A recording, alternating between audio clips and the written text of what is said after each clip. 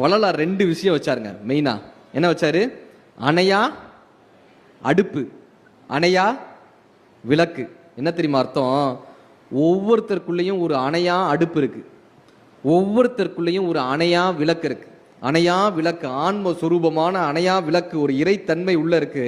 இந்த இறைத்தன்மையை அடைவதற்கு என்னப்பா பண்ணணும்னா, ஒவ்வொருத்தர் வயிற்றில் இருக்கக்கூடிய அணையா அடுப்பு என்னப்பா, அந்த அணையா அடுப்பு பசி என்னும் பெருந்தீய இந்த இறைவன் வயிற்றுல வச்சு அடைச்சு அனுப்பிட்டான்ல, ஒவ்வொருத்தரினுடைய வயிற்றில் இருக்கக்கூடிய அந்த அணையா அடுப்பை நீங்கள் அணைக்கும் போது உங்களுக்குள் இருக்கக்கூடிய அணையா விளக்கு பிரகாசமாக எரிய தொடங்குகிறதுன்றத வள்ளலார் ரெண்டு கான்செப்ட்ல கொடுத்துட்டு போனார்.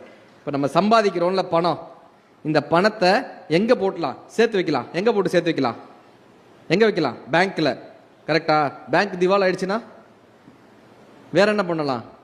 இடம் வாங்கலாம். கரெக்ட். ஆனா அந்த இடம் நமக்கு வரலைன்னா பையனுக்கு இல்ல,